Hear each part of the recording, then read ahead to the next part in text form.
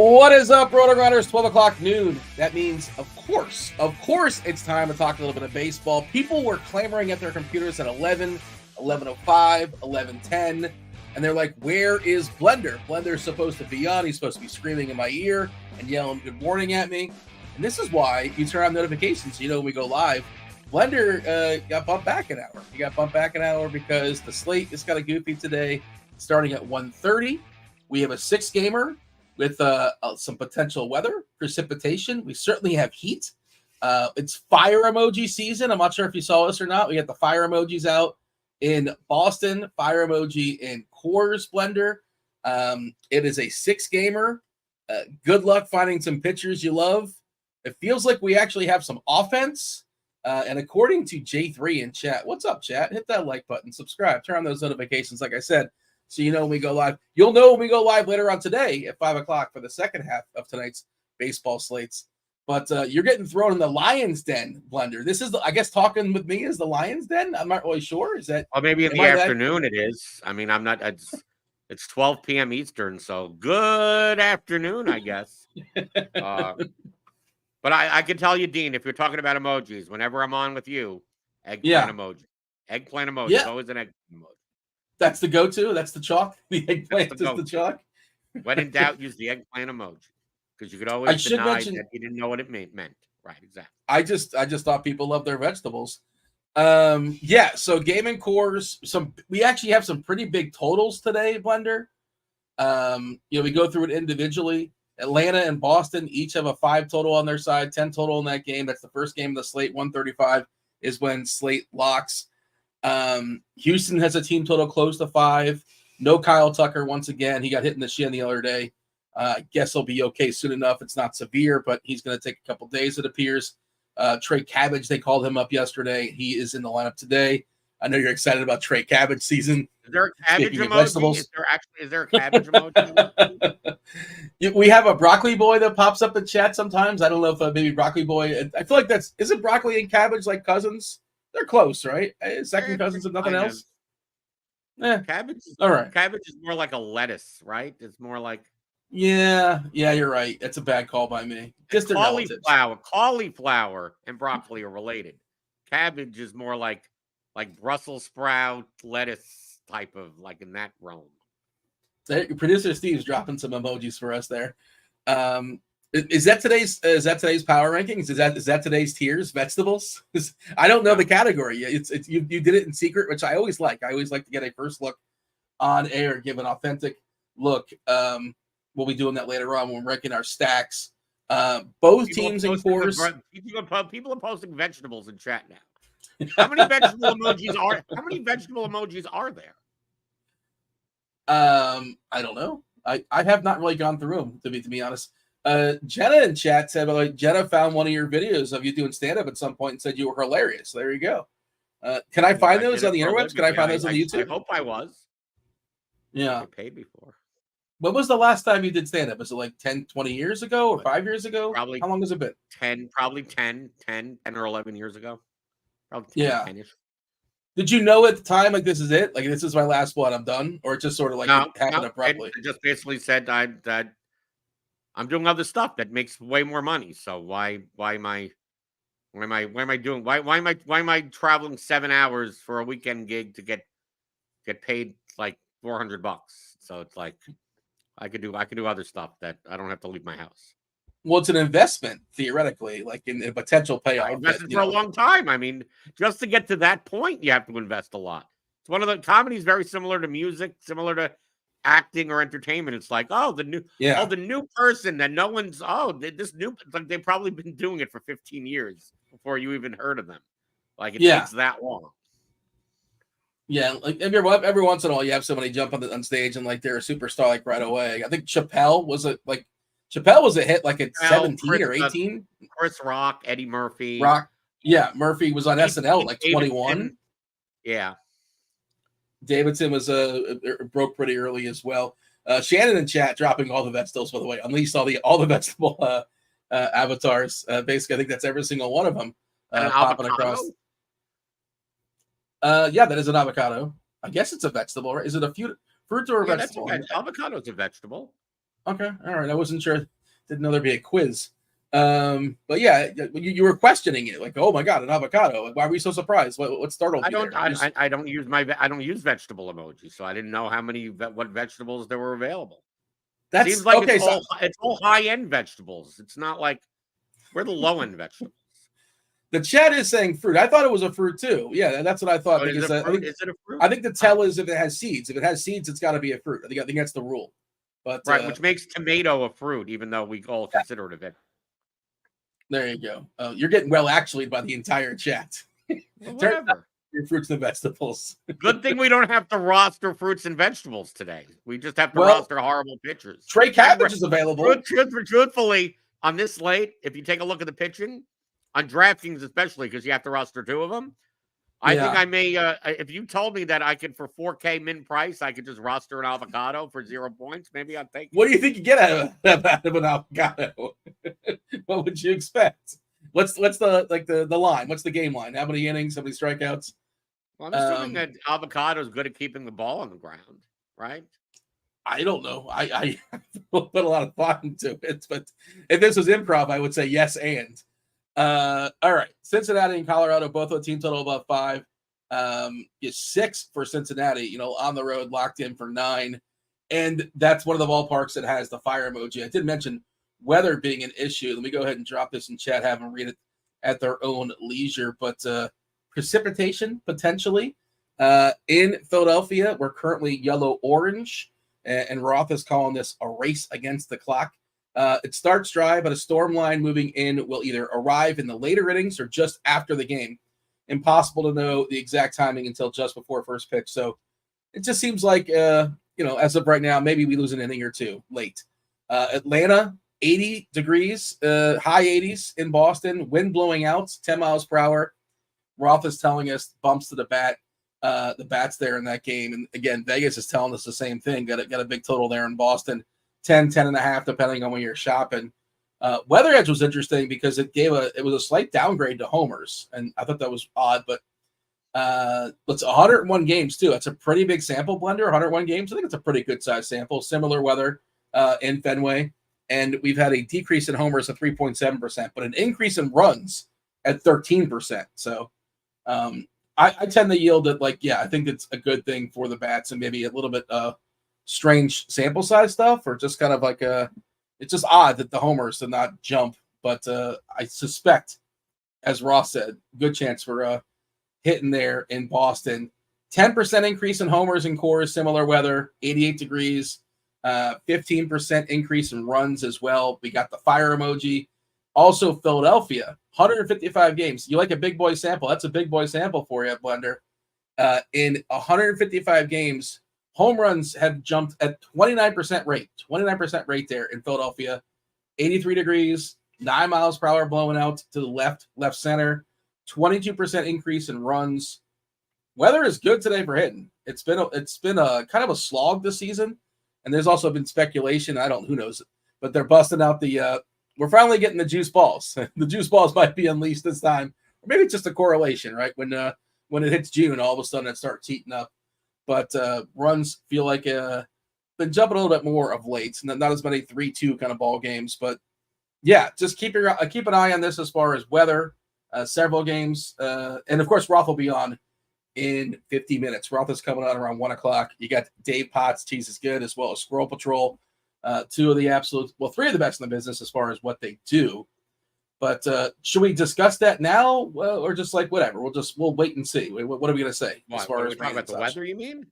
Yeah. What we can't really. I'm assuming everything is normal until told otherwise. I mean, I looked at the weather report, and as of right now, until Roth comes on, I'm just treating the Philly and the Nationals games as they'll play, and we're fine.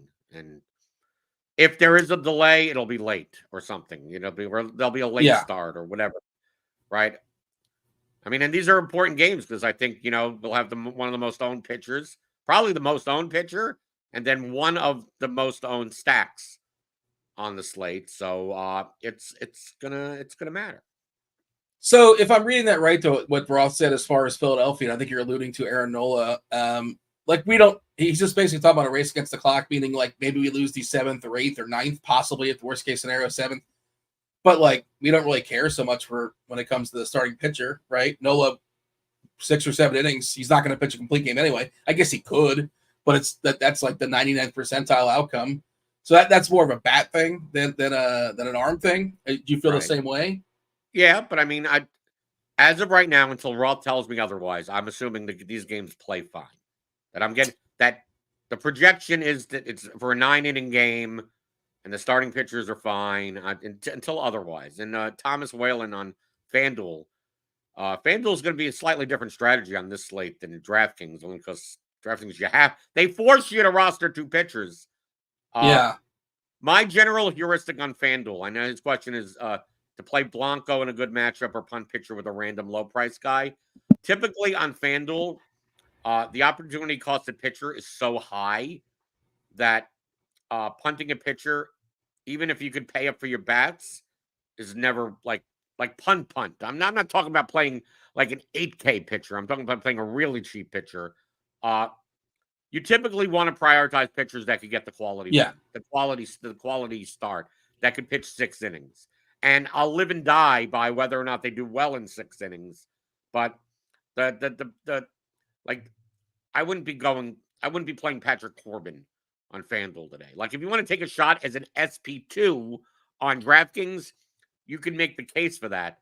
But on a one-pitcher site, I rarely play on FanDuel MLB DFS, but when I did, I mean, typically, I kind of play chalky or pitch. I mean, I'm going to play one of the better projected pitchers that can pitch at least 6 innings and live and die by that. You could get so much different on FanDuel with their utility spot that you could build a million different types of lineups.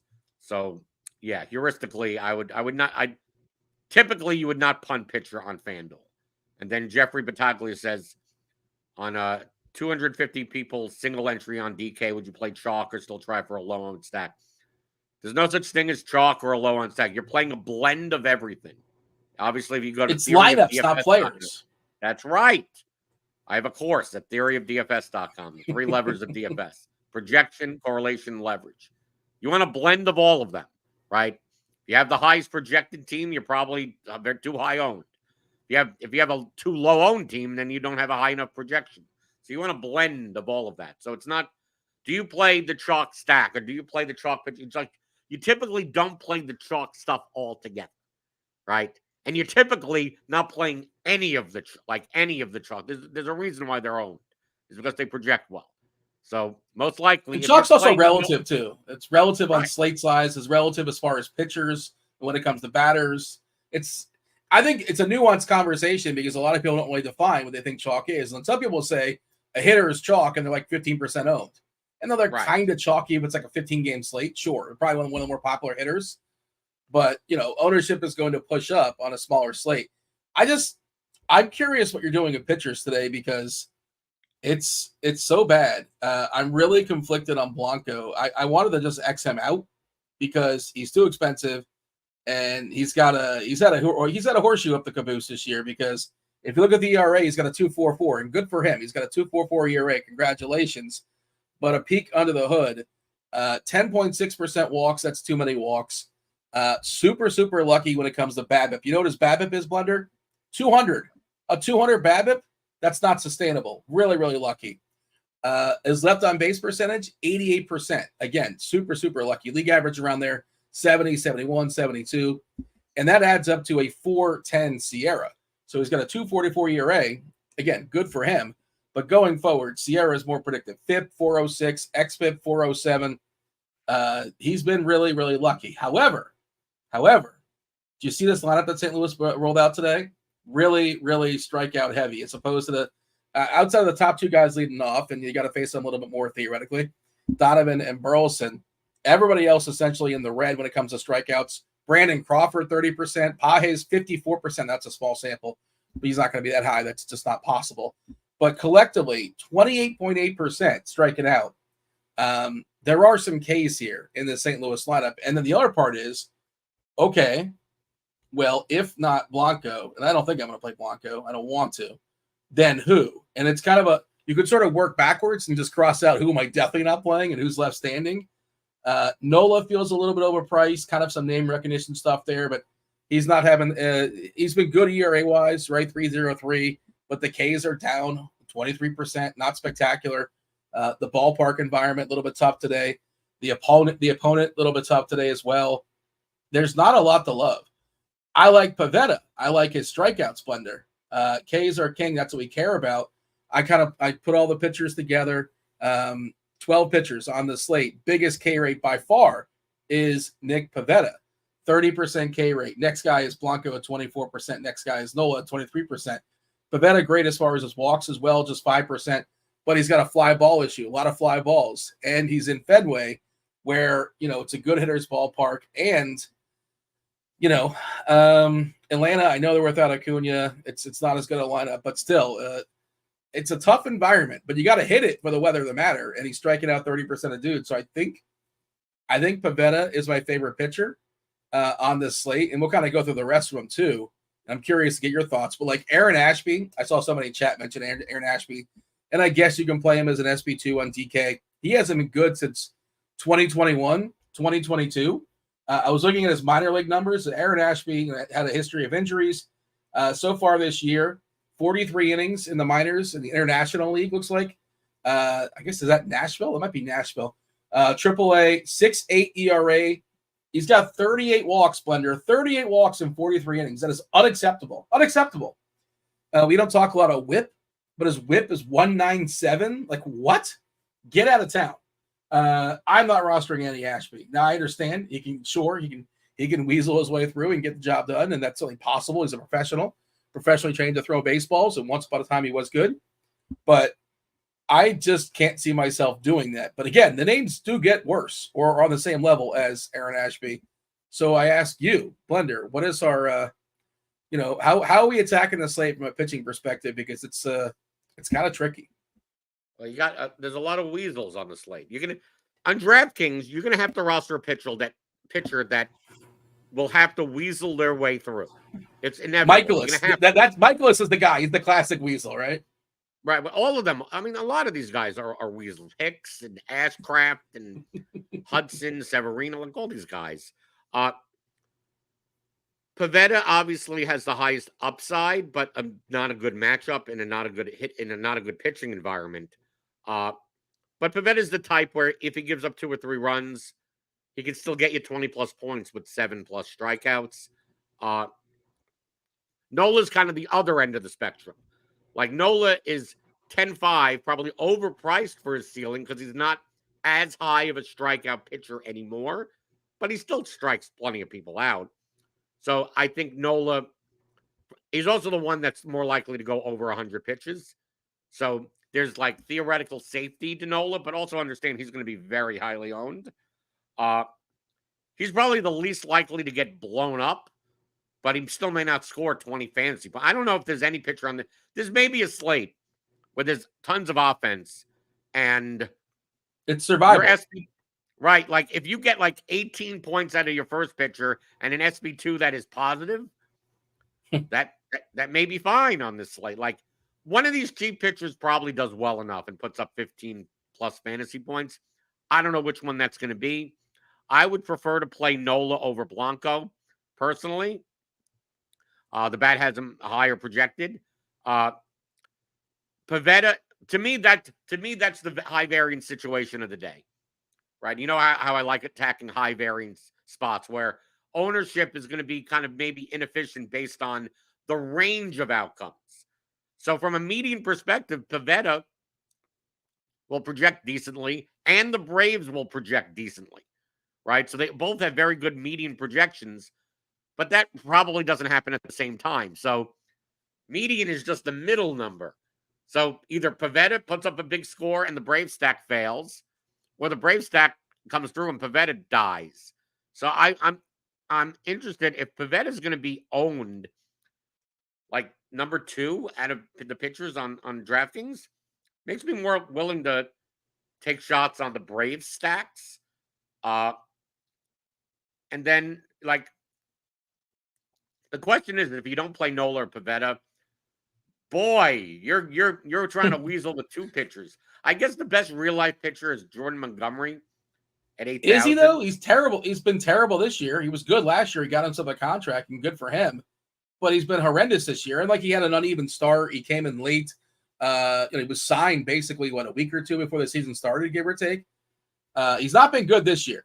I'm just saying in general. Strikeouts. I mean, none of these pitchers have been. Severino has been awful also. Yeah, so, they're all bad. They're all different degrees of bad. They're all bad, right? And you have I would like to play Graham. I would like to play Ashcraft against the Rockies, but of course the downside of that is that they're playing in Coors, and Ashcraft is not like it's not good, but he's not like Montas had a no-hitter last night in Coors. I shout out to Tim and Bobby. I was on the show last night. They were both touting Montas, and I'm like, Montas hasn't been good since like 1972. Montas was good the last time he did stand-up. I think that's the last time Frankie Montas was right. Good. Well, the bad projections had Montas at like the best point per dollar pitcher, and on the show before in the morning, we were like, do we just not wave this and just go, the bat doesn't know? That's what I did. It turns out the bat knew. The Sims had it as well. Like they were talking about how the Sims were spitting out Montas, and I'm like, I was like John Candy in Planes, Trains, and Automobiles. Like, you're going the wrong way. Thank you. You know who the Sims are spitting out at SimLabs here at RotoGrinders, which obviously you get if you're a premium member. I don't know why you're not a premium member yet. Click on that link in the description. You get a ton of money off if you sign up for like 6 months. So I would suggest doing that. And don't have a fear of a commitment like Dean. Dean's going to tell me to pitch. Well, what happens if I just want to try it out? You can't just try it out. Go do it for 6 months.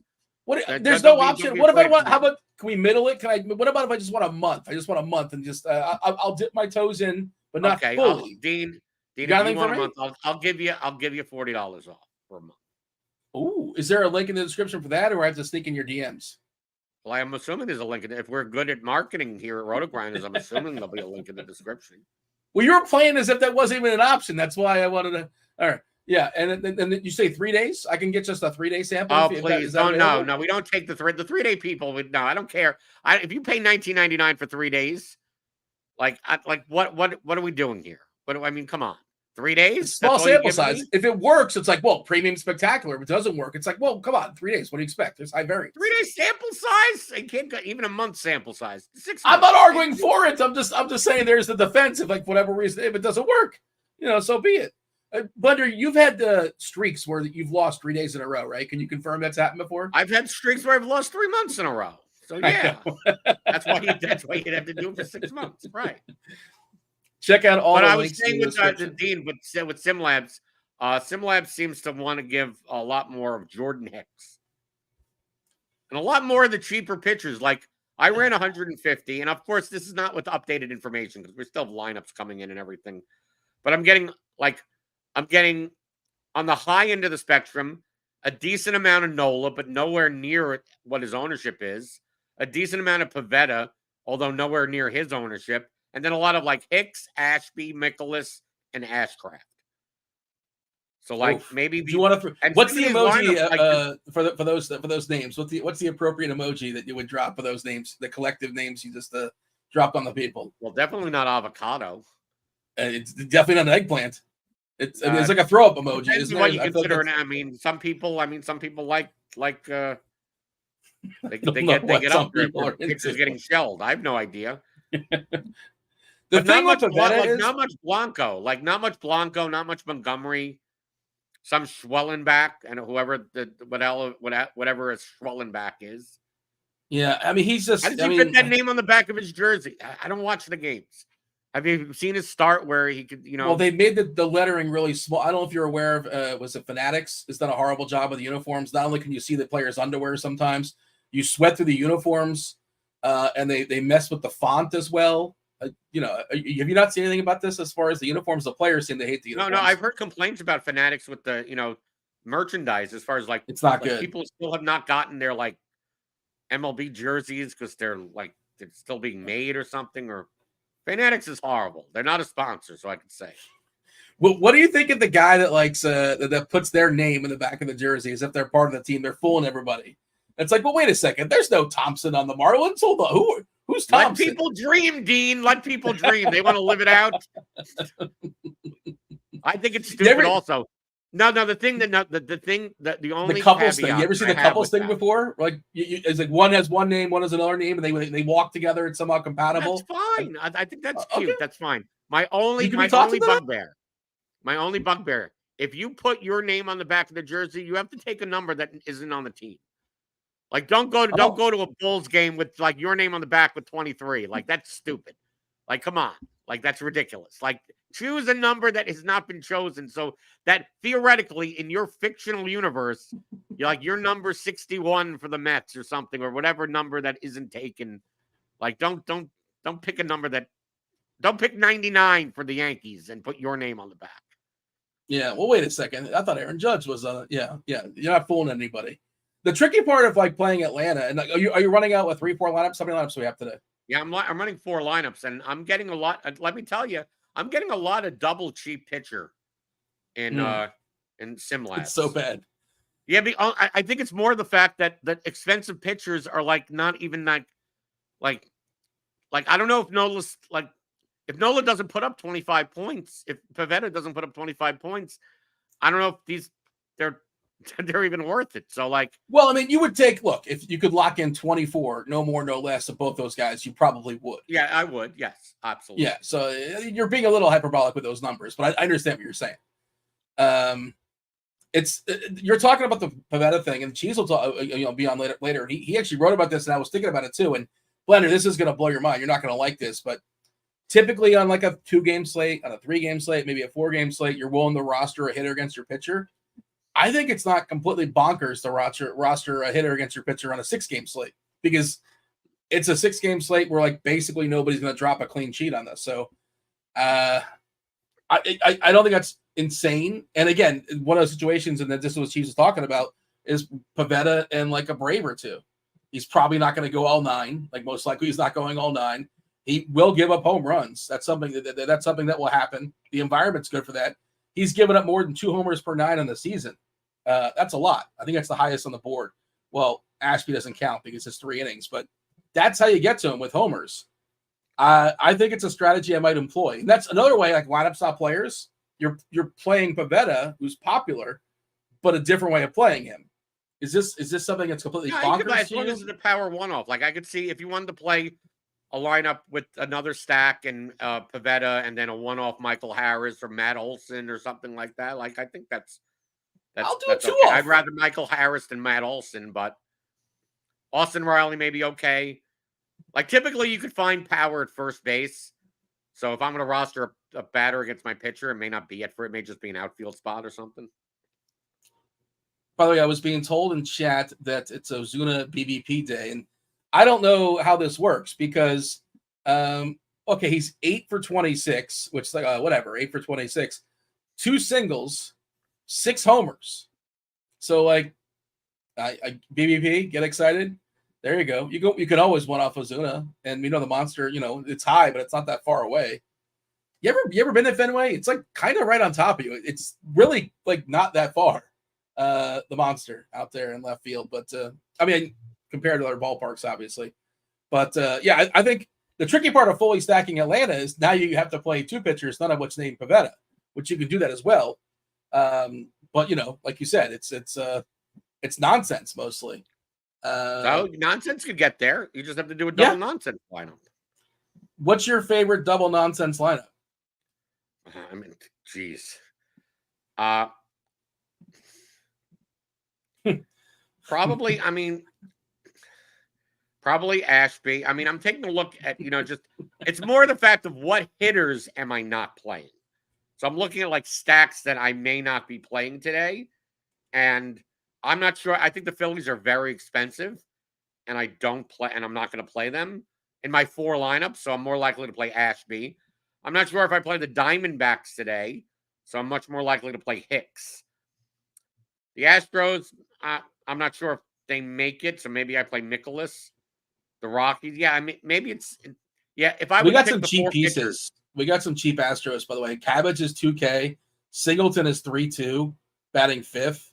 I mean, obviously Altuve you got to pay for, Alvarez you got to pay for, but Jose Abreu, the corpse of Jose Abreu is 2-6. I guess you can't play them both, Singleton and Abreu. I prefer Singleton, but ownership would as well. DeBone's pretty cheap too, but Yeah, just there are some cheap Astros there. I think Cabbage could be useful as a 2K cheapie. He's got some power. He's got some speed. I just don't know. I mean, is he going to be terribly popular? He's probably the most useful 2K guy. We don't have all the lineups just yet, but didn't mean to cut you off, but I just wanted to acknowledge that there were some cheap Houston guys, and they could be useful today. Go ahead, continue. No, but I'm with the people in chat. I mean, let's just say that Mets. One of my home run bets that's in is Pete Alonso plus 370 on Caesars. I don't care about the BVP. I just care about the bat projections. The Pete Alonso plus, let's to put it lightly, I rarely see home run props, especially this later in the season, that have edges like over 30%. So yeah, I hammered that as quickly as possible when I saw it. I'm not sure. What do we have the chances of him homering it? Is like 30, 31, 32% to homer? What's his chances to homer? I have no idea. I mean, the bet had that. I mean, how many the chances of hitting 2 home runs is logged. I mean, it's a mean projection, so it's not specifically a percent. But I'm assuming much better than plus 370. Probably that prop should be priced at like plus 250. Plus 220. Well, I know the bat has a prop. It tells you their chances of hitting a home run. Here, I got it. I'm pulling it up right now. Aaron Judge on the entire all day stuff, 38% chance to homer. I don't know who he's playing against just yet. We'll dig into that later on today. But 32% chance, and it's like 0.3. Well, so it's 0.32. I guess maybe the chances are a little bit lower because there's a chance he hits 2 homers. Right. Okay, so I should say it's 0.33 for Alonso, 0.32 for Ozuna. Do support Derek Carty in the bat, by the way. This is one of the things you can get that are useful. But yeah, Alonso, not surprisingly, next guy. He does have some BBP too. You kind of referenced it. I guess the chat kind of referenced it. I pulled it up in the fly. He's seen him a lot. They're in the same division. 14 hits, 44 homers, 7 singles, 2 doubles, 5 dongs, if you care about such things. But yeah, I mean, of course, the polar bear, righty power versus Patrick Corbin. Duh. You don't need the BBP to tell you. Other lineups, by the way, that are coming out. We got the Reds. It's Friedel, De La Cruz, Candelario, Steer, Fraley, Stevenson, Hurtubise, India, and Benson in the 9-hole. You got the Phillies as well, just dropped on us.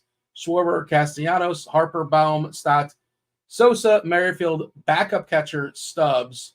So no Real Muto and Pache, who's a defensive outfielder. So not the best offensive iteration for Philly. So if you want to make the argument for Ashby, it got a little bit better. It's still Ashby. He's still got to throw baseballs. But that lineup is not spectacular. Mets, Lindor, Alonso, Nemo, JD Martinez, Marte, Vientos, Spader, Iglesias, and Torrens. They got their backup catcher in there as well. Who's Iglesias? Is that like Rafael Iglesias? Jose Iglesias. He used to be Jose Iglesias, right? Right. Has he been on the Mets for a while? Is that who that is? I think he was on the Rockies for a little bit. The Reds. He was different places, right? Did I forget he was in the Mets? I know I might have forgot he was in the Mets. I forgot. I mean, I didn't know until today. So like. He's 34. I mean, he's been to a lot of the Orioles, the Tigers. He's been on a million teams. Okay. Yeah, Detroit is where I was kind of thinking in my head. But all right, he's playing baseball. That's Jose Iglesias. It is not Julio Iglesias. TJ Moose-Manzada, who does not want my jersey. But understandably so. I wouldn't want my jersey either. I don't want it. I'll get your jersey. I will get it deep. If you come out with the jersey, I'll get it.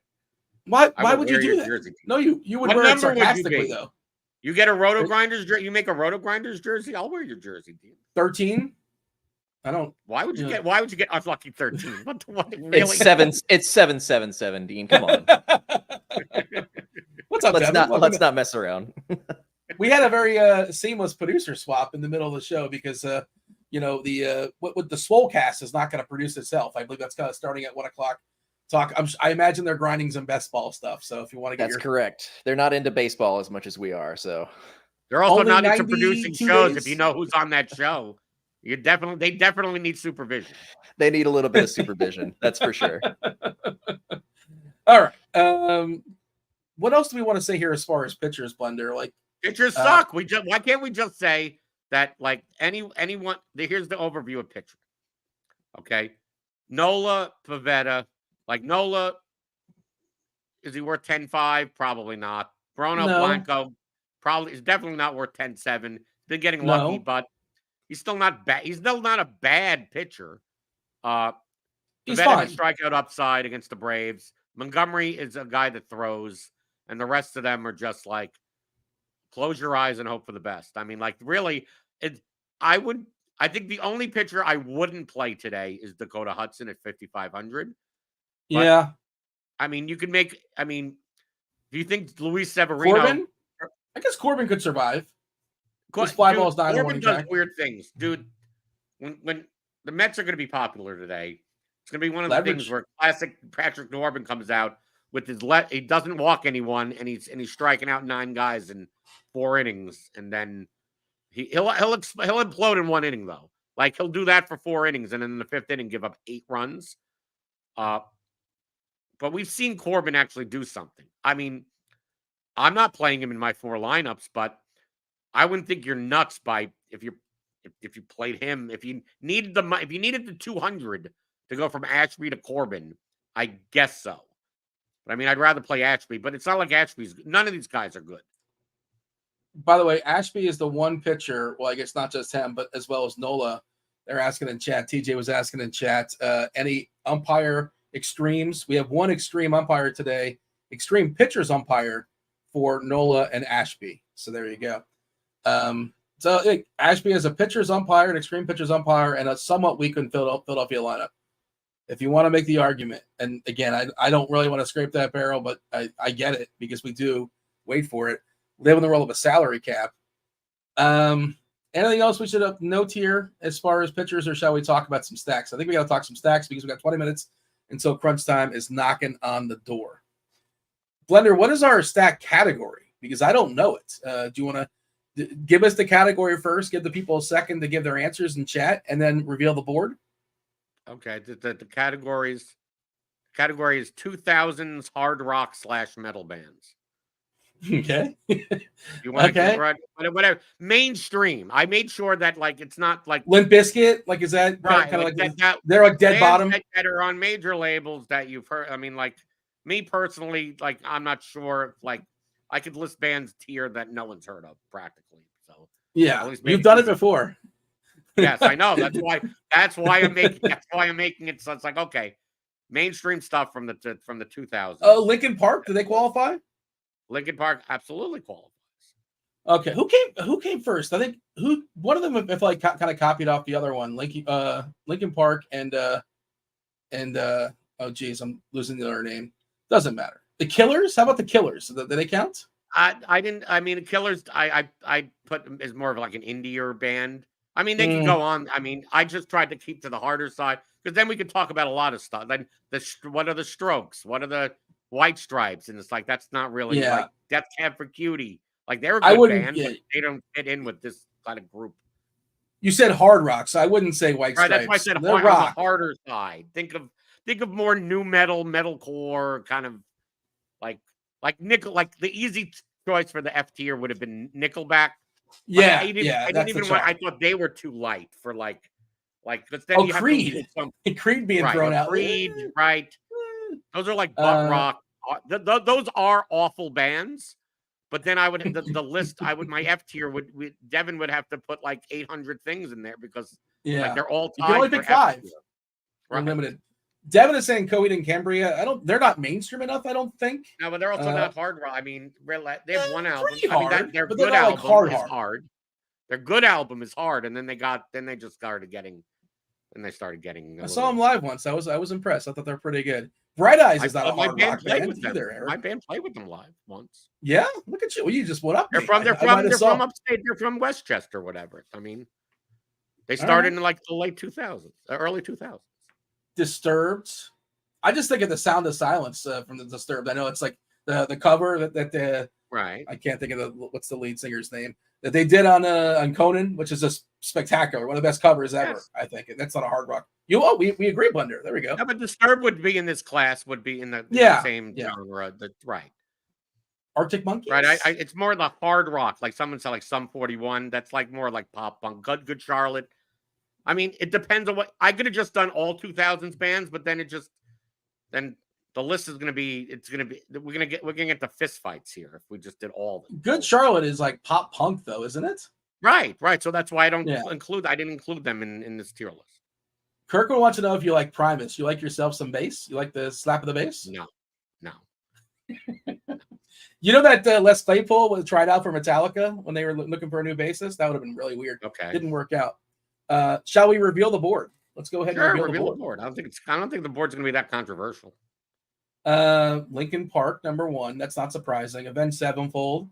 Slipknot, right in the middle. Most people are like have an opinion on Slipknot. Either they really like it, or I guess they're not aware of it, or they're just not into it. I'm surprised you put it right in the middle.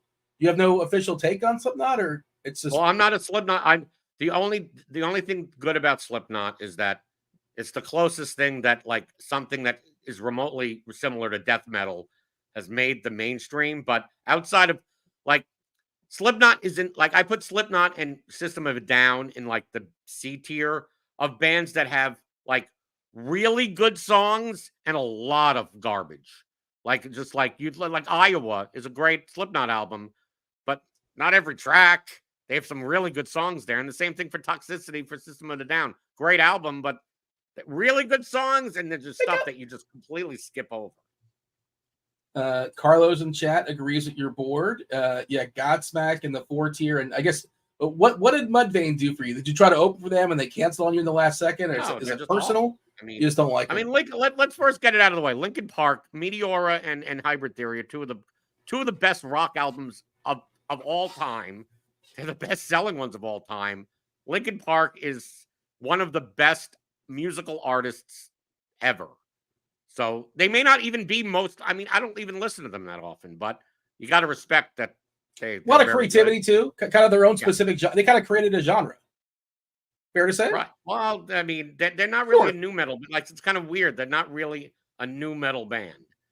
They're a band that actually knows how to write songs. So, like, that automatically makes them better than new metal. Right. That's why in the bottom tier, Mudvayne. You know how many bands I could have put in the F tier? Mudvayne, Static X, Trapped. I mean, I could. But that's not a big take because nobody really knows Mudvayne. Like they're aware of Mudvayne, but they're not that popular. You're supposed to really Beethoven, Bach, Mozart, and Linkin Park. That's the Mount Rushmore right there, isn't it? Yeah. Why do Smash Mouth? What happened to Smash Mouth? Did you forget about Smash Mouth? Is a '90s band, and that's not in this genre. All the bands in the F tier, the Mudvayne type bands, are bands that I call like the bands that have one riff and a gimmick. Right? It's like all they do is like it's a guy that either screams or raps over one riff that is typically 1 or 2 notes that is like like very Limp Bizkit-esque, and then they dress up as something. So it's either the guy has spiky hair, or they dress up as clowns, or like it's like that's all of those. Well, I mean, Slipknot. I mean, if you're gonna go that route, Slipknot. Yeah, but Slipknot could write songs. I'm talking about the bands that only play like 2 chords. And their bassist looks like the devil. Like they dress up and like that's their gimmick, and their songs are just like where's Gwar? Was Gwar accidentally? Gwar's not even. Gwar's a 70s, 80s band. All right, I just like to be the chat. Like, where is this? It's like, well, you can only put 5. Yeah. Right. There are other bands that can fit in all the tiers. I mean, these are just the representations of those tiers. Okay, where are we going to put these teams? Big boy total here in Boston. Both Atlanta and the Red Sox have a team total above 5, basically a coin toss according to Vegas. We got Schwellenbach taking on Nick Pavetta. Where are we putting the Braves and the Red Sox? What tier are we throwing them in? And producer Devin is going to play the game like producer Steve does. He's going to try to guess where these teams go, and let's see if he's correct or not. The Red Sox definitely are not on the bottom tier. So, like, I don't mind attacking Spencer Schwellenbach. I mean, it's not like I mean, what, second start of the year? I don't think the Red Sox going to be that owned. I think they're going to be somewhat owned, but not. I don't really have a lot of trust in this pitcher. He's up out of necessity, not because he was promoted for doing spectacular things. He's not ready. Like I know he's coming from single A, right? He had like 3 starts in single A. No, I would have to put the Red Sox. I would have to put in Avenged Sevenfold. He was fine, by the way, in his first start, and he actually almost had a clean sheet. But I believe he gave up all his runs in the last inning. I think he gave like a 3-run homer in the last inning. of his last pitch he threw. They have a 5-run total. I mean, come on. How do you not put them towards the top? And the Braves, I would put due to ownership. I think I would put them in the Lincoln Park tier. But I mean, this with the Braves did well yesterday, so at least, dude, every day I put the Braves in the A tier, and you know how much money I've sunk into the Braves this year. I need to roster them again. I need to roster them and then to do well for the next 3 days for me to get my money back. But I'll keep on putting them in the 8. That's me and the Dodgers. I can't put any more money onto the Dodgers. No more late night hammers, please. The Dodgers face Paul Skeens tonight, which should be a lot of fun. I'm curious how it's going to go down. Ownership wise, son of a bitch, I'm in. That should be pretty spectacular. We'll talk about that later on. By the way, Kirkwood in chat, known Juggalo, Chris Kirkwood, says it's despicable that ICP is not on this board. Yeah, they're in the F tier. They're a band with 2 chords and a gimmick. There you go. They're in the F tier. Wait, you're saying it's a gimmick? Technically, ICP is a 90s band, not a 2000s band. But nah, you want to actually. Yeah, that's fair enough.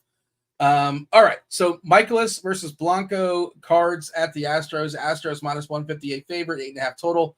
Houston with a 4.7 team total. St. Louis a little bit lower than 4. But, where do we have the Cardinals and the Astros on your board? I'm probably going to be against Cheese on this one, but I think I'd rather play Michaelis than play the Astros today. But I think I think the Astros are fine. So, I mean, the Astros I'll put in the middle, in the Slipknot tier for me. But, I mean, I could see them being on the second tier. I know Cheese likes them, but, like, you've got to find some cheap pitcher to play today. And I've heard of Miles Mikolas. So, like, that almost, like yeah. I've heard of a lot of bad bands, too. Right. But, I mean, it's Miles Mikolas is like the Stained of the cheap pitchers. It's like okay, they're not good, but they're not like awful. Yeah. If they were on the radio, it's just like okay, like it's been a while, blah blah blah, whatever that song is. Like, Aaron Lewis, yeah, there you go. It's not awful. If they're on this radio, it's like fine, don't turn it off. Right? They're not Mudvayne, they're not Trapped. Right? And then the Cardinals against Blanco. I mean, they're the lowest projected team on the slate, but they're also the cheapest. If you wanted to double barrel like Nola plus Pivetta, you could play a Cardinal stack. But I just don't think the ceiling is necessarily there against Blanco. Even though Blanco is he's getting lucky, but I don't think he's a bad pitcher. So I think putting him in the Cardinals are like Godsmack, a band that's probably not very good, but at least has a couple of decent songs. Yeah, and like you said, there's some cheap pieces. Gorman has been on fire, and he's still cheap. I don't know if Goldie's good anymore, but he is cheap. Ditto with Arenado. Game and course, Cincinnati, Colorado. We have the lineups here again. 11 total. Both teams with a total individually above 5, almost 6 for Cincy. Where do we have the Reds and the Rockies? Well, the Reds are, I mean, they're the top projected stack, but they're also going to be the most owned. So I'm going to put them in the second tier. Just they get a ding for ownership. They're also very expensive. So you're going to have to make sure you get two of the cheap weasel pitchers to do well enough with the Cincinnati stack. It's weird for me to say I'd rather play Ashcraft than the Rockies today. But the Rockies at least project decently. I mean, I don't think I could put the Rockies on the 4th tier, but the Rockies are on the 3rd tier. I mean, they have enough of a total that you could make a case for them in the 2nd tier as well. But you got to play a cheap pitcher today. And I don't care if it's in cores. Playing pitchers against the Rockies typically work out pretty decently. Checking to see. I don't think we have the lineups just yet. And it's not surprising because we have a couple games in the slate that are distinctly later. 3:40, San Fran at Arizona. 4 o'clock, Milwaukee at Philly. We do have the Phillies, but we have no lineups as far as San Fran versus Arizona. 8.5 total here. The lefty Montgomery versus Hicks. Kind of a coin toss. Arizona's like favorite. Team total about 4. One of the I guess I was going to say one of the better hitting environments. It was like earlier in the year when it was super cold, but now by comparison, probably not the best hitting environment on the slate. I assume the roof will be closed in the desert. Giants, D-backs. What do you got for me? The Diamondbacks are a little too expensive. I think I'd rather play Hicks than the Diamondbacks. The Diamondbacks probably in the D tier, in the 4th tier. And the Giants, I just never play the Giants. Like against Jordan Montgomery, I don't know if the ceiling's there, maybe in the third. I mean, just because of price, I guess in the third tier, they're cheap. But do you need cheapness today? Are you really going to play Nola plus Pivetta? I mean, I guess you can. Well, if you want to play some Cincinnati bats, like it's a cheap little mini stack, I don't hate like Helio Ramos. Soler, his history against lefties is super impressive. He's still pretty cheap on DK. He's very cheap on FanDuel. I think he's like 2.7 over there. Yeah, I guess you could play Chapman, Soler. Okay. Obviously, I like a little mini stack for San Fran. Yeah, okay. Maybe you bump him up a little. Yeah, maybe. I just don't like attacking Jordan Montgomery typically. Just some accusations being made in chat. According to Sven, I love Buck Cherry. I just know the one song, Crazy Biatch. Buck Cherry, that's an F tier. That's an F tier band also, but that's a different story. What's your second favorite Buck Cherry song? Do you have one? I don't know what my first Kirkwood saying. Kirkwood says, "I love hair metal bands." No, not really. Never. They never really got into Quiet Riot and things of that sort, or Warrant or Cherry Pie.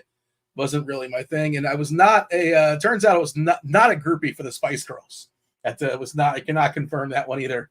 A lot of false accusations being thrown my way in chat. All right, I don't like Depeche Mode either. So you guys are way off. That's unfortunate. But okay, let's talk about the last game here in Blender. It's Milwaukee versus Philly. We do have this Philadelphia lineup. No JT Realmuto. Aaron Ashby, we've talked about. He was good in like 2021, 2022. He's had some injuries. He's looked terrible so far in the minors. We do have an extreme pitchers umpire today. I don't like Winger. Talk to me about Philadelphia and the Brewers. Winger was the punchline on Beavis and Butthead. Remember, like the one friend. Did you watch Beavis and Butthead? Right? I assume you did. Yes. Yeah. Well, remember, like one had Metallica. I'm not sure if it was Beavis or Butthead. One had Metallica, and one had AC/DC.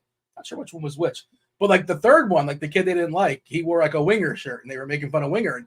And the band Winger was very upset. They went to they went to the production and like, yeah, could you stop? This is not helping us, and they didn't stop.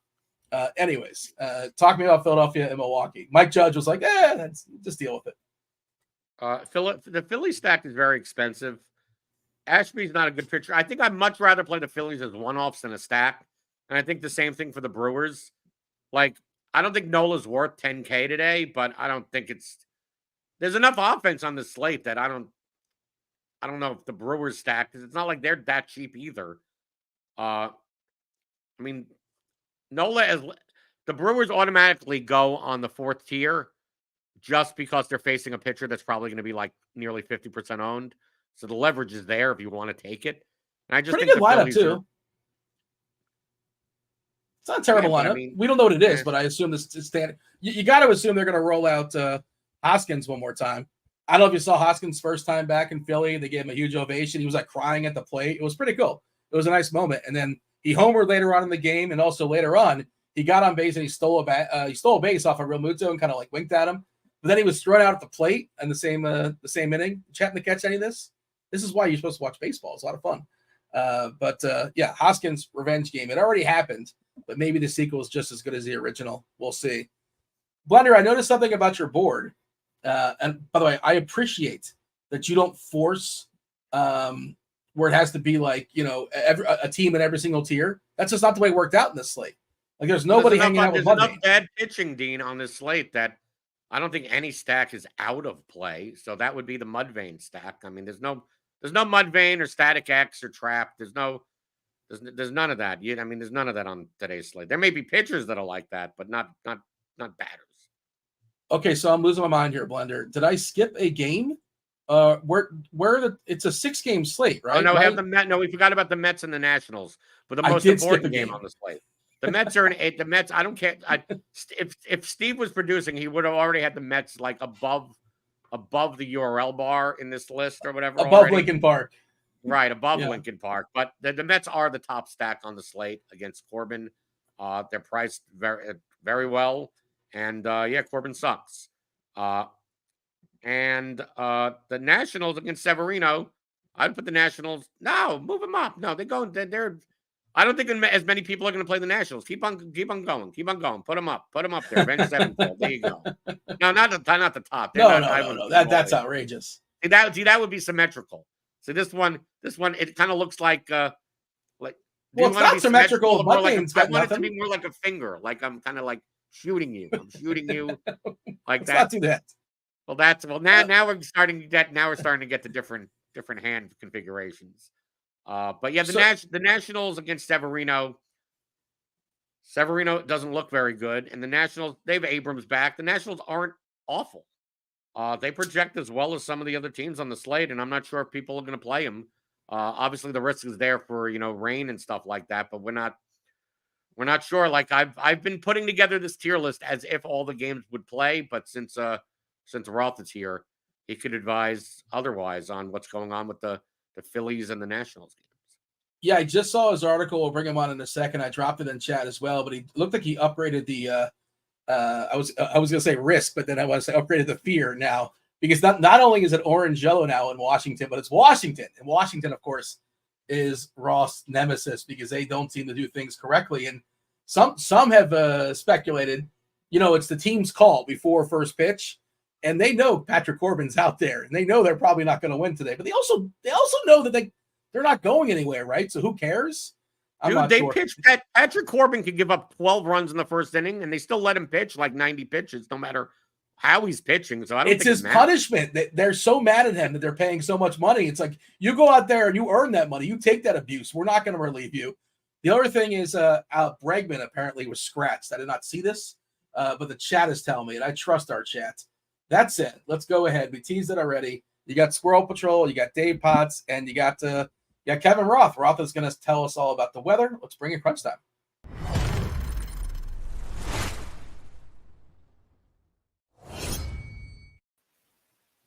All right, Kevin. Yeah, you're scaring us, Kevin, with this. You're Washington, the Nats. We got the Nats today, and it's orange now, orange yellow, and it's a late game. It's the latest game on the slate. Great. Like, am I supposed to know? Honest to God, am I supposed to know what's going to happen like 4 hours from now? Because I don't. Like, if you're turning in to be like, oh, Kevin's going to tell us what's happening, I have no idea. The games are 3 hours from even starting. And then what happens halfway through that? I don't know, man. There's going to be. You claim to be an expert. You have a degree on the wall. There's even right before first pitch in Washington, I might know what's going to happen. And that's not a guarantee. I sure as shit don't know right now what's going to happen in Washington. That's it. That's the spiel. We got boots on the ground, kind of, sort of, somewhat in Washington. Squirrel, have you looked out the window today? It looks fine. Like, I'm actually surprised. I'm like thinking in my head, like, oh, I should take like an umbrella to get my daughter from the bus stop, right around 4:00. I would not expect rain to be in the forecast looking outside. But what does that mean? We're going with that forecast. Yeah, that's all right. Lock it in. I assume, Roth, you'll be tweeting throughout the day. I'm guessing you will. Will you be available or possibly maybe? Yeah, of course. Yeah, I'll always give updates. I'll do my best. Hopefully before lock, I'll have a better idea. But these two games being the two weather games at the end of the slate, it sucks. Like, it's not a good spot for anyone. And hopefully we can figure it out. Roth, normally you come in and you have like a comment on the board. I don't know if you saw Blender's board for music. Did you happen to catch it by chance? Did you have any thoughts? 2000s-ish hard rock bands. Did you have any takes? Yeah, my take was I recognized maybe one or two of those names, but I couldn't tell you a single song from any group on that whole board. Go look up Mudvayne. I'd never heard of them. And just the photos are worth the look. Okay, all right. I'm definitely going to give them a listen later. Yeah. No, they're all. Blender's telling you not to. They have one riff and they dress like clowns. Yes. That's my God. That's why they're empty. Wow, look at The guy looks like he's wearing ice cream on his face, for crying out loud. Maybe that's why I like him. He looks like he hangs with Kirk and the Juggalos. I was going to say, did ICP sue them for copyright infringement? It seems awfully similar there. I don't know. All right. Let's go ahead and step aside and make way for crunch time. We have 35 minutes until first pitch. I'll be on later on. Myself and Blender, we do appreciate you watching the first portion. Now, Dean, get the best in the business. What's up? Dean, everybody wants the dongs. Everyone says don't let Dean leave without Dean's dongs. I will type them in chat. Does that work? Can I put them in chat? That is fair. I will go ahead and drop that in chat. All right, Roth, take it away. We yield. Good stuff. Welcome to it, ladies and gents. You know the drill. It is crunch time. Two of the sharpest minds in the biz. We're going to walk you up to lock. might take you through lock, and we're going to be providing weather updates all the way through first pitch of the last few games. We got Squirrel in the house. What up, man? Yeah, not much. Just sitting here in the sunshine, looking out the window.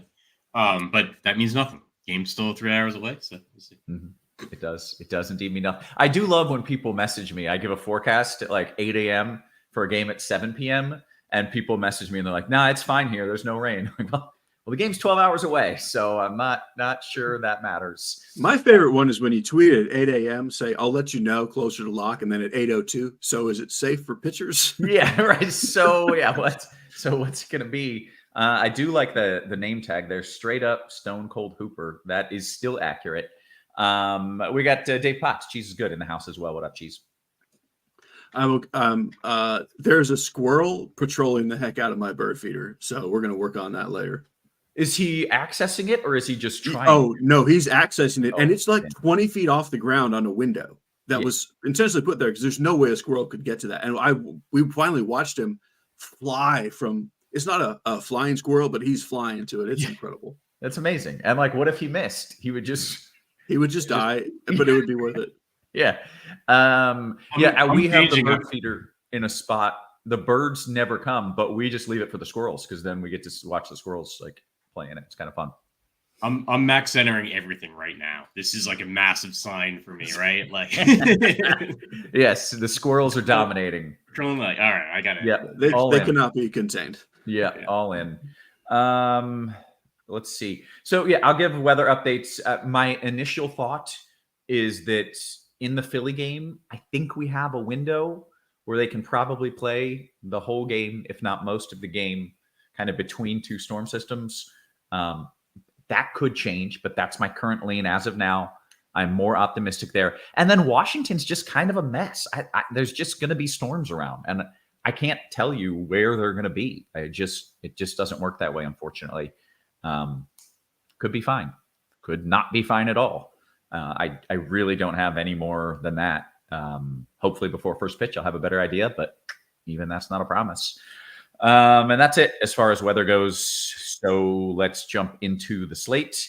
Cheese, I'm guessing that we want to play all the players in the games. Yeah. What's interesting, so the chalk pitcher is in Philly, and probably at least a couple of the highest owned bats are in the Washington game on the Mets side. So I hate it. I mean, personally, the way I see this, unless you say something drastically worse before lock, like I wouldn't even worry about it. Like, I think if that's the Washington game's gets canceled, I mean, after lock, oh well. I mean, this has happened like twice ever. I mean, I don't know. Yeah, we don't want pitchers in that game anyway. Right. That's what I was going to say. If it was pitchers in Washington, I'd be more worried.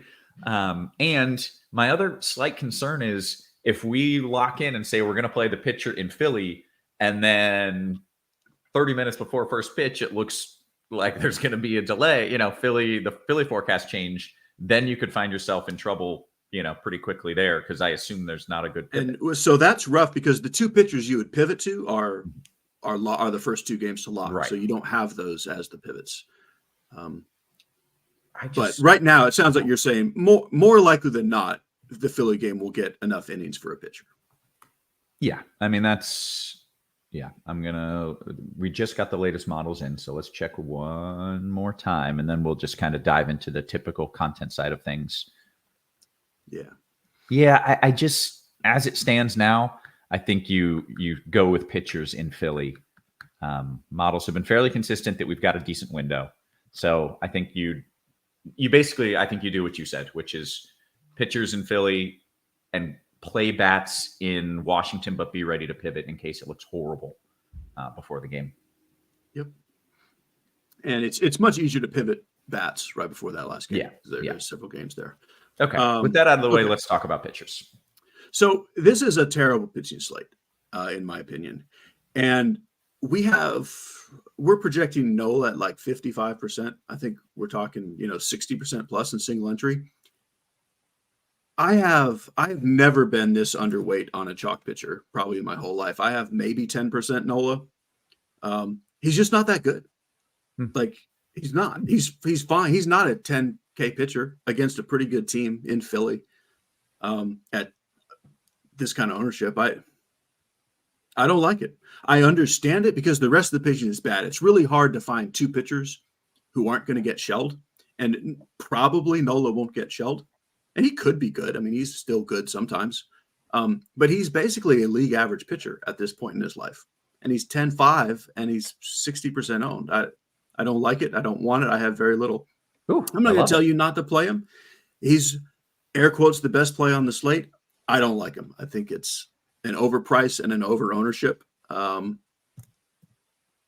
I also don't like Ronel Blanco. That's a weird price for I still think below average pitcher. I realize what his ERA is. The skills are not very good. The matchup is not fantastic. I don't like him. I'm playing Nick Pivetta. I don't love a guy with power issues against Atlanta. But when you really look at the matchup, I would rather be facing Atlanta than Milwaukee right now. And Pivetta is almost $2,000 cheaper than Nola. He's better at pitching for DFS. Like, he's a much higher strikeout pitcher. They all have risk. I guess Nola has less risk than Pivetta. I don't care. I'm playing Pivetta. And that's like, I feel extremely strongly about this. I don't feel extremely strongly that it's going to work out, but I feel extremely strongly that I'm playing it and I know why I'm playing it and I feel good about it. On DraftKings, you do need a second pitcher if you can't afford like a Nola Pivetta combo, which you can't if you want to get certain offenses. And man, it's bad. I'm playing a fair amount of Aaron Ashby just for the salary. We have no idea if he's good. He was good for a while in 2022, and then he hurt himself, and now he's back. And who knows? But he's $6,000 on a slate where everybody below Pivetta is bad.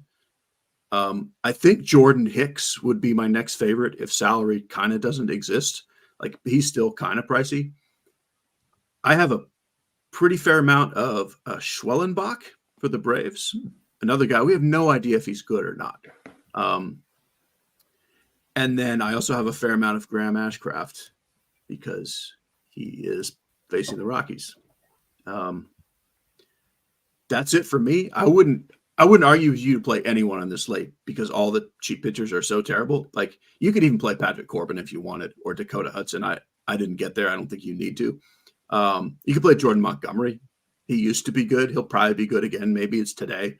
But I'm just playing Pivetta and letting everyone else play Nola and see what happens.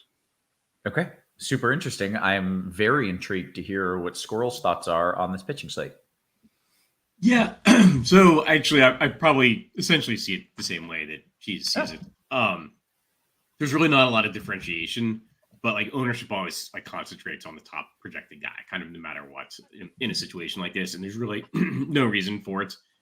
So I think like Nola is going to be really highly owned. But like, if I just look at like, if you like sort that by like fantasy points and then look at like the ownership projection, like there's no real difference there in those fantasy points, in terms of like the range of outcomes and like, the uncertainty we see on any baseball slate.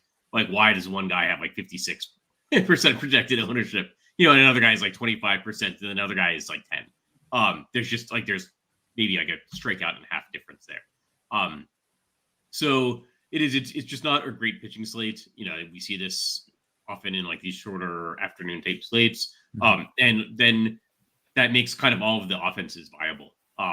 But like, I think I have Jordan Montgomery tagged. I think I probably like Jordan Montgomery more than the field. Like, I'd rather, play him more than like 15% of my rosters on, especially on a site where you have to choose two pitchers. But that Montgomery tag could kind of just as easily be like Aaron Ashby or even like Jordan Hicks or even like, Schwellenberger, Schwellenbach.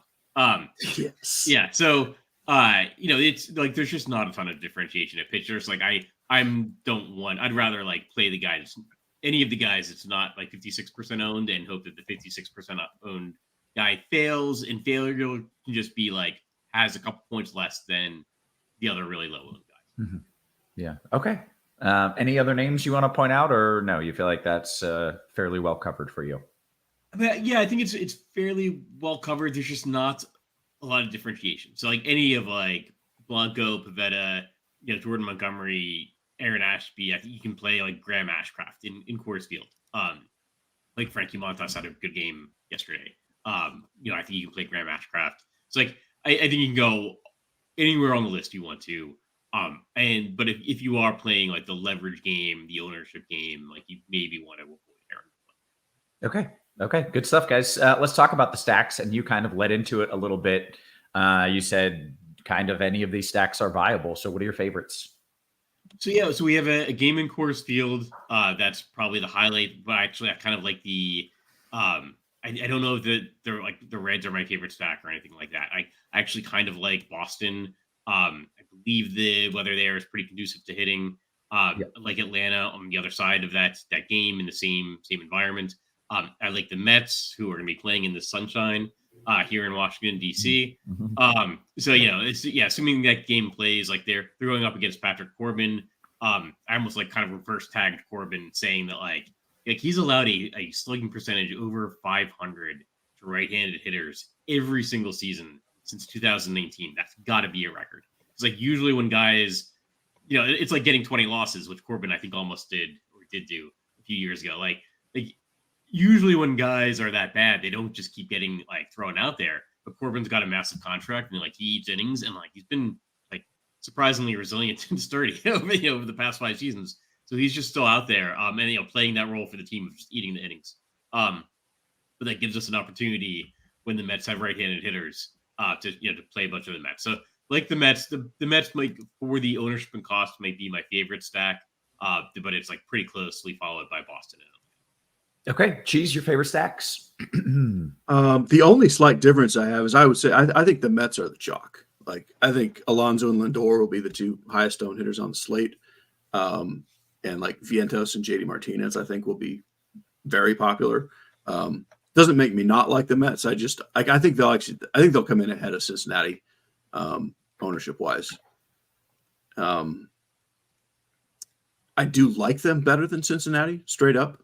Like if we say those are the 2 chalky teams, I still lean Mets ahead of them. I guess Houston ends up being my favorite for where I think the ownership's going to land. I think people will play Alvarez, but that's kind of it. And they're the Astros, and they're facing Miles Mikolas. I like Boston as well, a fair amount. Both sides of the Brewers and the Phillies game. But along with Houston, I think my highest owned stack is probably the Nationals against Severino. Okay. Kind of just catching up on chat here. Everything looks good. Let's go around the horn. We'll talk position by position, give the people some plays. Cheese, start us off a little catcher talk. The chalk, and if you have money to spend up, should be Stevenson. I do like playing a little Contreras. Just spend way up to be way different with the best, like the most talented guy on the slate. But I do like Stevenson, whether you're stacking the Reds or not. Just because he's on the Mets and he's basically free, Luis Torrens will be pretty popular. I think he's totally fine because he plays for the Mets and he's cheap. But I would much rather spend a little more and get Yainer Diaz or even Keibert Ruiz. Yeah, there you go. Okay. Squirrel, any other names?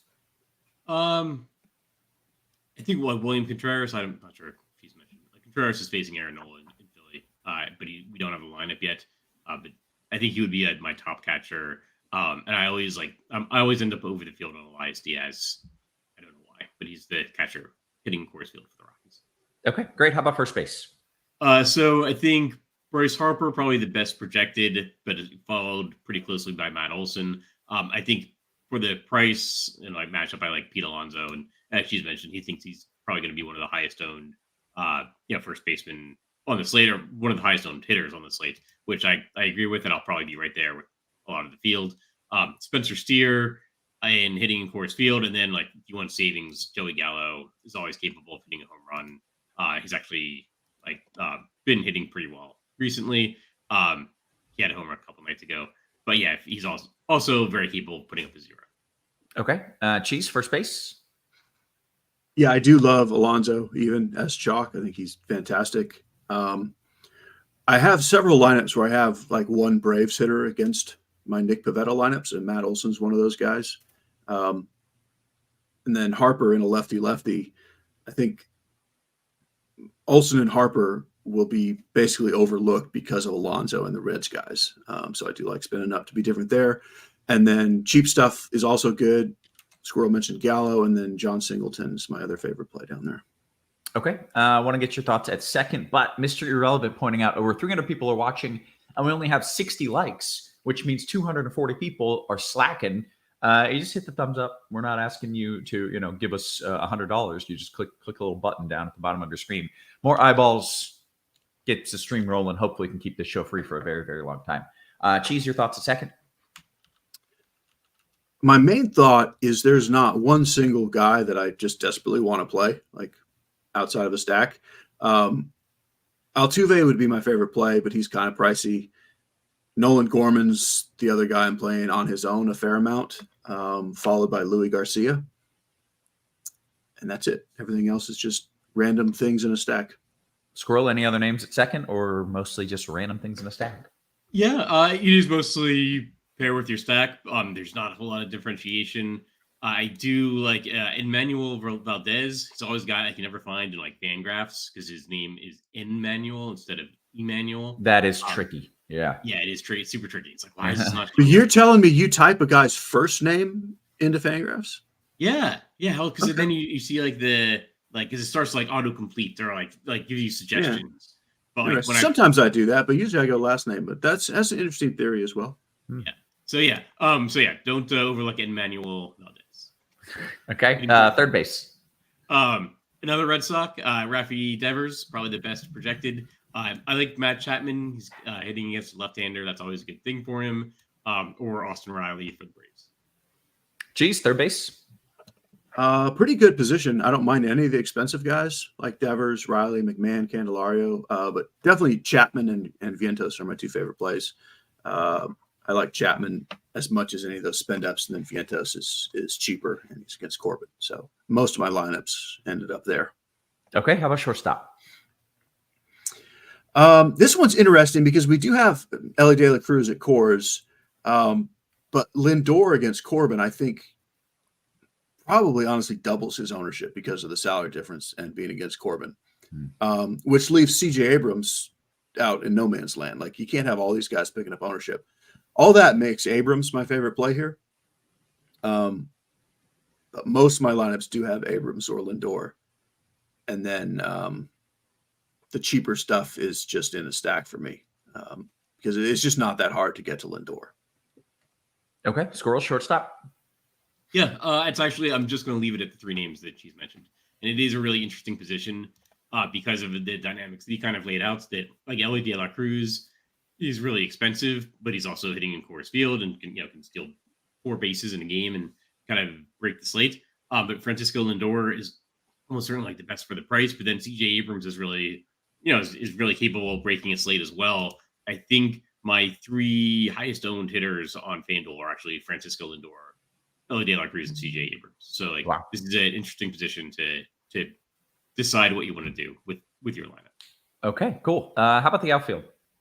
Outfield. Let's see. So Marcell Ozuna, I actually really like getting to Ozuna. I think he's got the best home run odds on the day.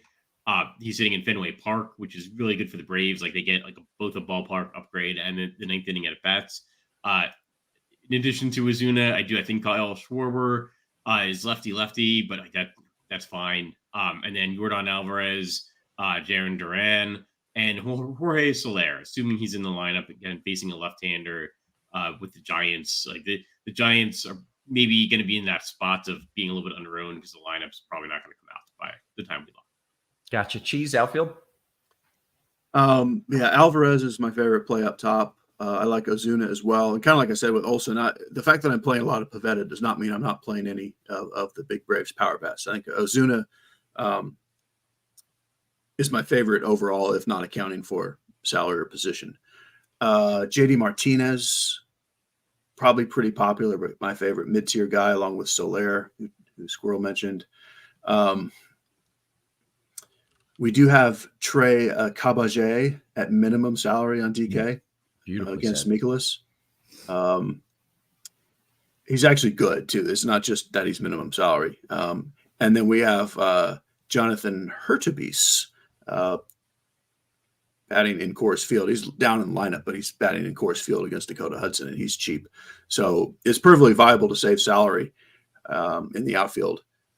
But ideally, you get like one of the expensive guys. And feel free to, play the Reds like Steer and Friedel. That's fine, too. And then one of the mid-tier guys, I like Martinez and Soler, and then maybe one cheap guy. Okay. Hey, quick update. Marte scratched, which I think is important. It feels important. He's one of the righties for the Mets. Yeah. Wait, is it Kettle Marte or Starling? Oh, yeah, there's two Sterling. Martes. Sorry, Sterling. Starling. Yeah.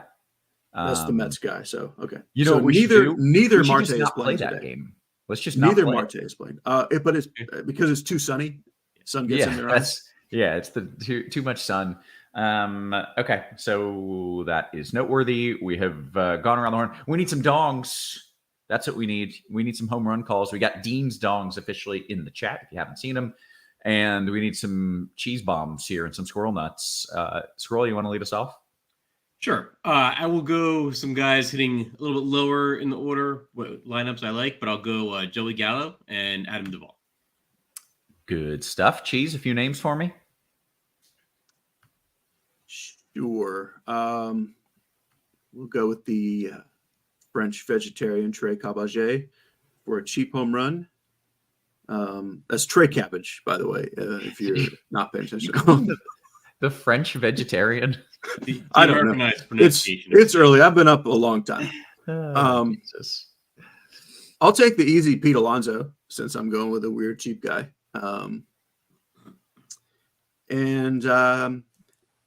Pending the Milwaukee lineup, I'll go with Jake Bauers. Ooh, I think he's out. Then Rhys Hoskins. Okay. So we do have a Brewers lineup. I think it just came out. Okay.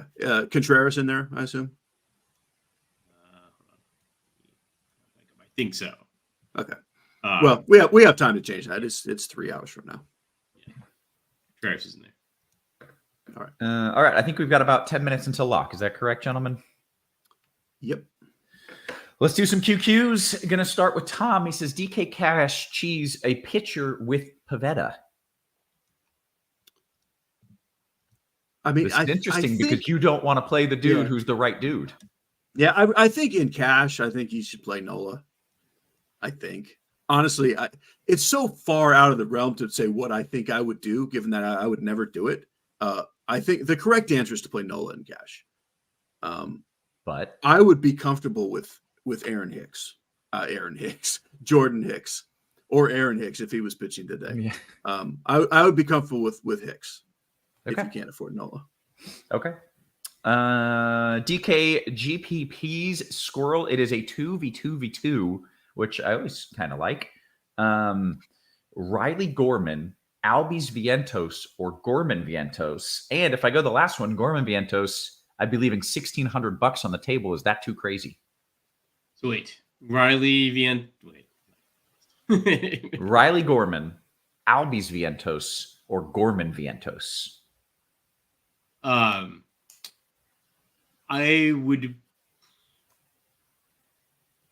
maybe do Albies Vientos. Okay. It was, yes. Good job. So, like, Albies and Gorman are really close, and there is a big salary gap there. I generally like then actually spending up for because like less people are going to have Albies because it's really much harder to get him in a lineup, if that makes sense. Yeah, it does. What else do we have? FanDuel pitcher. Scroll your favorite FanDuel GPP pitcher.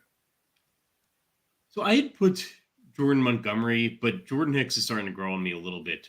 He's just a tad bit more expensive, but like Arizona has a couple of guys out of the lineup that are significant, like Christian Walker. So that actually maybe bumps Hicks up over Montgomery as like my favorite GPP pitcher. Okay. Dan Jan says, Cheese, any thoughts on Alec Burleson as a cheap outfielder in DK single entry? I like him pretty well. He's on my main list of salary savers there. Great. Seeing if we got some QQs. If you've got any questions, get them in now or forever hold your peace here. We have caught up on all the questions in the old Discord. By the way, never been a better time to sign up for RotoGrinders Premium. You got all kinds of sports going on. What do we got? NBA, PGA, NHL, MMA, MLB, WNBA. And we've got an option for whatever pay level you're looking for. You can get a 6-month combo subscription, exclusive price $469.99. That is a savings of $250 as opposed to individual months. You can also get your first month of RG Premium for $40 off for a limited time, or 3-day pass is $19.99. I got to at least give that a shot. $19.99. That's cheaper than your toll on the way home from work. It's cheaper than your tolls. Tolls will get you 85% Pavetta in 150 DK mini max. Cheese, is that crazy? It's very high risk, but that's a lower percentage than what I have. I like I said at the top, that's my stand today is to play Pavetta. You'll probably lose, but that's the case every day. I like it. Okay. JT says, Squirrel, no Bregman, no Tucker. Is Michaelis worth a flyer on this crappy pitching slate against a gutted Houston lineup? Yeah, I think Michaelis is fine. He's in that bushel of every pitcher on the slate, who I think is fine. But like, I don't think just because a lot of the Astros hitters are out, that like Michaelis is going to start striking out a ton of guys. Okay. Squirrel, thoughts on a St. Louis stack against Blanco? I feel like you're going to say, yeah, why not? Yeah, so they're not my favorite, but they're probably not going to be like anybody's favorite. So they will be probably one of the lower owned stacks on the slate. And like, if you want to make the argument that like, well, all the pitchers are kind of equally mediocre, then like all of the stacks are kind of equally above average. So go with one of the lower owned stacks. And I think that's like actually a valid argument. Okay, great. Cheese, do you like Hicks more now with the watered down Arizona lineup? This is what you both were kind of talking about. And Squirrel, you said yes for you. Yeah, a little bit. Like I wouldn't like say like, oh my gosh, you have to go 100% Hicks. But like if you're deciding between like Hicks and Montgomery, and if you have the money, I'd maybe go now for Hicks. Okay.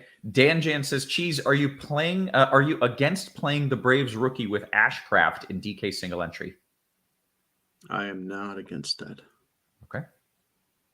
What else do we have here? Maryi Don Yeezy says, Cheese, Michaelis or Ashcraft, and you're actually asking for both. So, Cheese, you can go first.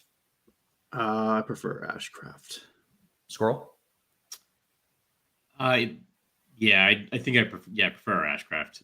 But you can play either. Okay.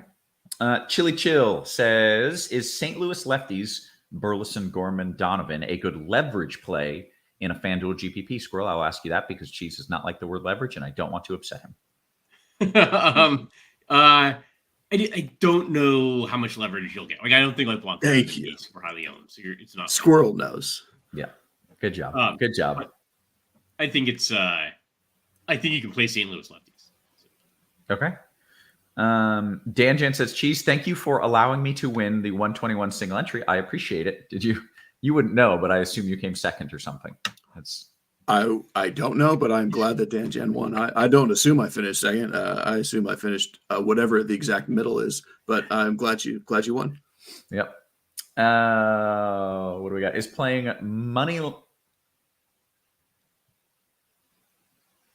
ML against Milwaukee. Oh, thank you. There should be an I.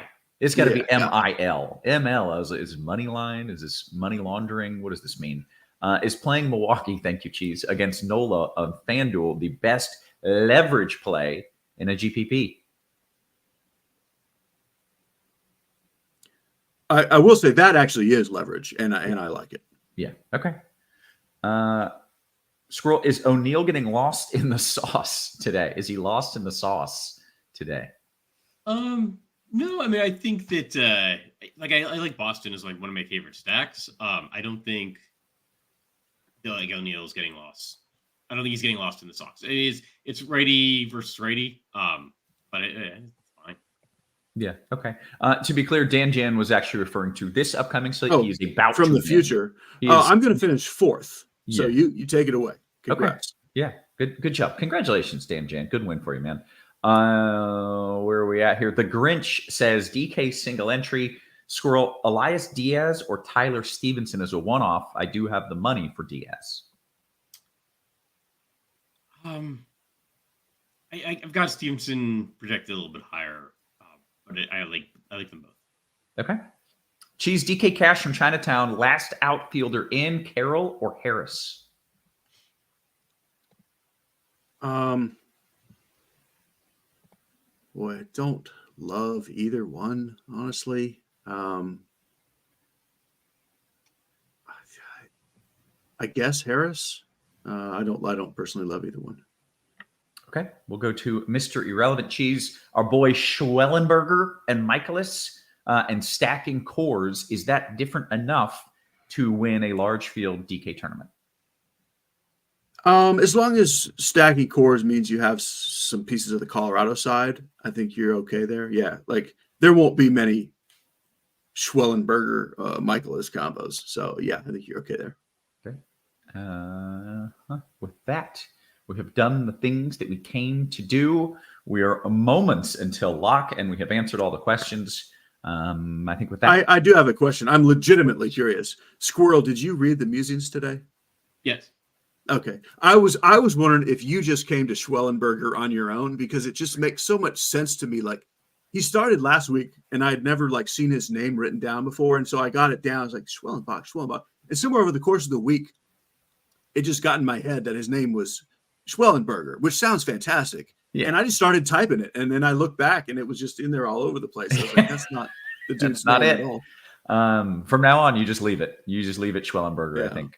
I feel like we did a show for his first start and he called him Schwellenberger. And I just thought, it just doesn't that just seem to make sense as a person's name, and it's great. Yeah. Who's the guy who just randomly has a letter off at the end of his name? It's just like Schumaki. That one gets me every time. Like, why is there not an R at the end of your name, sir? A great question to close things out. Oh, such a good question from Paul. Favorite pie? Cheese, I will let you go first. He says apple pie, peach pie, blueberry pie, or some other pie entirely. I think these have to be fruit. You can't go with your dirt pie or whatever. Yeah, these are great questions. Pie is so good. I'm pie over cake every time. I love pie. Same. So if you have ice cream, apple pie is my favorite. If you don't have ice cream, I prefer either of the others over apple. I think I would go blueberry. I too. Blueberry is I freaking love a good blueberry pie. I'm on board with that. Squirrel, your pie take? So I like blueberry pie, but I'm such a messy eater that blueberry pie means I'm going to have to buy a new shirt. So I actually go with... don't eat it at a party or right before you go out or something for sure. Yeah. But almost just for that reason, I go with pie. I never saw Squirrel as the guy that gets food on his shirt all the time. I need to eat full body armor. I have friends that are like that, and I think it's hilarious. I never would have called it. Yeah, wouldn't have guessed it. Dean says, should we power rank pie tiers for the 5 o'clock ship? Yes. Please I feel like let's do it. Yep. Power rank the pie tiers. The problem is, are there any pies that are bottom of the barrel pies? Rhubarb? I don't know. I don't know what that is, but I'm never interested. Yeah, it would be hard to find bad ones. Right. There's a lot of pies out there, so you could do it. Yeah, if you think you can do it, Dean, then we want to see it. Yeah, and do you bring in savory pies, like meat pies? Yeah, does shepherd's pie count for this bowl? I don't know. Oh, someone said pumpkin pie can be on the bottom. Buddy, you need to get out with that nonsense. Pumpkin pie is phenomenal. Rank pies if you can, Dean. With that, we're going to get on out of here. I will provide updates as we get closer to first pitch. I think in Philly, I will know what's going to happen. In Washington, I might know what's going to happen. I might at least have a stronger lean than I do now. But we can bounce on out of here for Squirrel and for Cheese, for our wonderful production crew, always working hard behind the scenes. Guys, we appreciate you. We love it. And we will catch you later today. You have been